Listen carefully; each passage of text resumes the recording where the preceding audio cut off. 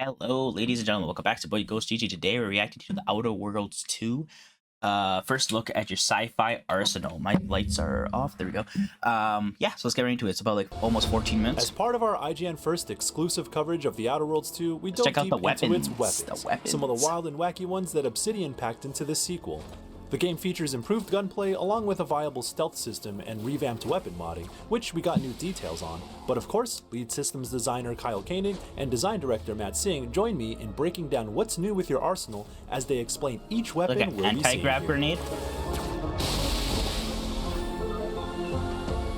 So coming into Outer Worlds 2, one of the things we first decided on is we really wanted to step up gunplay. So we took a step back and we said, okay, we really want deep RPG systems, we really want good gun feel. How can we make these interact nicely? And what we landed on was let's just make the guns feel as good as possible right from the get-go. Let's key in recoil and sway and spread and make all of the things that really make the moment-to-moment gunplay feel satisfying, and then build on top of that with RPGs so that players that maybe aren't invested in guns and they're not trying to have the soldier gameplay, they still have fun with guns and they still feel like their shotguns are satisfying and their sniper rifles can dome enemies from afar.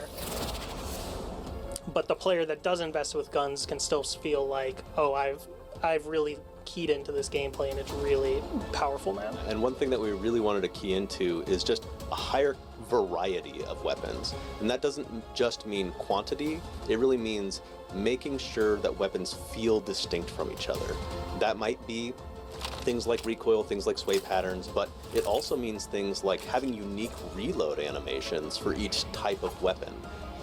That sounds like a minor thing, but it's actually a really big difference in the feel of a weapon when you're playing through and you feel, oh, this thing's chunking out and I'm slamming this thing in. It feels very distinct and different from something that's like a quick tactical reload, right? And we take that and apply it to all of our firing animations, the recoil, our reloads, how things like mobility interact with weapons, right? We'll have certain weapons where, hey, you can sprint and fire this thing at the same time, and other ones, like big, heavy weapons, are going to be slow and lumbering. So we have a different feel for each of these, and they have their own distinct spaces. That's where we start, and then we start blending in RPG mechanics on top of it. We don't want to compromise the base feel of a weapon. We always want that to feel satisfying, but we want to be additive with really cool synergies with RPG systems.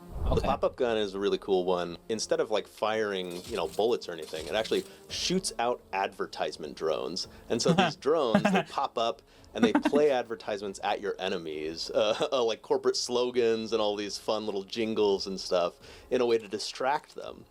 So you can use it to distract enemies, and you can swap to a different weapon and capitalize on that. You can use your companions to synergize with that. Or it also has a fun little mechanic where if you reload the weapon, it'll actually detonate those drones, like their little mobile mines. Oh, wow, and so you can use it in a lot of fun different ways. You can put up a wall. You can attract the enemy to it, then explode it. You can distract a big horde of enemies. Or you can capitalize on just like using them almost like placed mines and then destroy them on contact. They're really fun. It's thematic in that like it takes that corporate tone that we had from the first game, blends it directly into the weapon in a really fun and interesting way, but also has some interesting mechanical differences that you can play with in a fairly non-traditional weapon style. I love the Doom games, and I did really want to bring our version of the BFG into the Outer Worlds 2. Nice. So we came up with something called the Big Bang. I'm literally playing Doom 2016 right now. I did the first part today. It's a unique science weapon in the game. It keys into its own unique ammo type called arc gas, which is a really unique resource that you can only get from interacting with rifts in the world. So there are rifts in space-time. And you'll get this unique energy source to fuel this weapon, super rare, but when you do, it just shoots out this huge ball of rift energy that just nukes everything in its path. You can really synergize this well with things like our throwables. So we have a number of like grenades and things like that in the game, and a returning kind of element type we have is gloop. And so you can synergize a lot of different weapons. The Big Bang works really well with this, where you can gloop a big bunch of enemies, they're all stasis in the air, and then capitalize on that by charging up this big bang weapon and then just nuking them all from orbit. It's super, super fun. But you're not going to be able to do it a huge amount of times in the game, so you got to really conserve today's your the ammo. 22nd. Yeah, it's one of my favorites.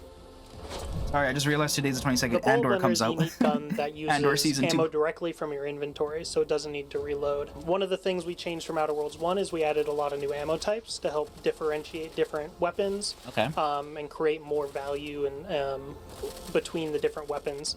And the Bullet Blender just uses all of them. And when it uses ammo of a certain type, it changes how it shoots. So if you have shock rods that you normally use for your electric weapons and your Bullet Blender eats it, it shoots out shock damage. And it's Cool. just a great way end game to kind of use everything left and really blow through your resources just pretty quickly. So the plasma pistol that we have, it's actually pretty fun and unique in that by default it shoots out bolts of plasma, but it has a really unique charge mechanic where as you charge the weapon, these bulbs will start lighting up and moving on the weapon. And the higher your charge level, the more bolts will come out. But if you hit it just right, if you time it where all of the lights light up, you'll get a little ping. If you let go right then, you get a huge bonus to how many projectiles you're firing out. And it can be really fun because you just got to find that little sweet spot. And we've got a bunch of different things like that. But that's just one example of it's fun to play on its own, but it just has that extra little thing that you can key into to capitalize on, which is kind of like it's like a game within the game. Cool. So we also have unique weapons, which are like the wackier version of the base weapon. And one of our sniper rifles, the unique version is called Planet Killer, and it's a giant plasma weapon with a giant hand crank to reload it. Holy Jesus. That you can charge up and just fire out massive damage with. There's a bulb in front of it that lights on fire as you charge it up to help communicate that, and it's probably the single way to outside of Big Bang to deal the most damage with a single shot. But it'll come with a penalty, right? It's got a huge reload time, the charge time's quite a bit, and it's super loud. So you're going to be able to get one good shot off and maybe blow somebody up, but everybody's going to know where you're at, and so you're going to have to use that to your advantage. One of the things that's really cool about what we're doing with weapons in general is, yeah, we've got our base weapons, yes, we have unique weapons, but we also have the ability to mod all of these weapons in interesting ways. And so you can take a base weapon that might actually have more mod slots, so it has a little bit more flexibility with it, and find a bunch of mods that could apply to it, or you could take a unique that essentially has one of those slots reserved with its own cool, unique properties, but still layer on some amount of mods to make it your own. And you can make some really interesting builds just by mixing and matching those. In the Outer Worlds 2, we've taken an approach where every weapon has a unique suite of mods that apply to that weapon only. And so the reason why we do that is to be able to key into key differences and things that make that weapon shine and feel really unique. And so we do things like we showed you the other day, where you can take, say, a base shotgun. We have a triple barrel shotgun. It's got 3 barrels that you can load in shells and smash people with.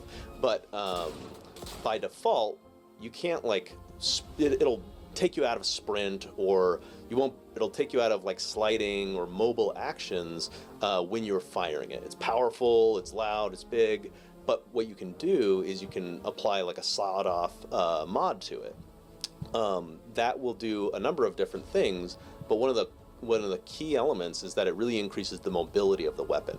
Now that it's lighter weight, you can sprint with it and fire while you're sprinting. You can slide and fire while you're sliding. That can make some really fun gameplay where you like use that with TTD, so you're sliding through something, shooting somebody along the way, double jumping and mantling over something while you're shooting down on somebody. It just makes it feel vastly different than the base experience that also felt good, but these mods can really change the gameplay space of our weapons. Yeah, and we have these for both ranged and melee weapons. Melee players can apply grips to their mod that when they take out someone from stealth, they automatically get camouflaged, so they can just immediately go on to the next person and take them out. or if they have a big heavy melee weapon, they can put on a mod that allows it so their power attacks shoot a shockwave and hit enemies behind them. Yeah, so there's so really it's just a ton bunch of mods customization that you can both the apply to your weapons weapons. and armors and headgear, which always also great for have these their kind of own mod games. slots. For stealth builds, stealth. at the beginning of the game, you're going to find that the only thing that's really silent or quiet is melee weapons. So you have blades and other various one-handed weapons that you can sneak up to enemies and take them out in one hit, and investing in skills further increases your ability to take people out. You can mod that further with, as mentioned, grips that grant camouflage and or increase the amount of power attack damage you deal from stealth. And then you can also, if you want to be a stealthy range character, you can find various silencers that make your pistol silent, so you can use those to take people out from afar. Even silent sniper rifles. I love we even have silence, a baby. silent shotgun as a unique in the game that will instantly disintegrate anyone it kills. Last Whisper, so no one can find the body afterwards. We wanted to broaden the toolbox for stealth players. Some of the ways that we did that are adding things like distraction devices, so now you can manipulate patrols. We also have some interesting stuff where when you're in stealth, we give you a damage preview.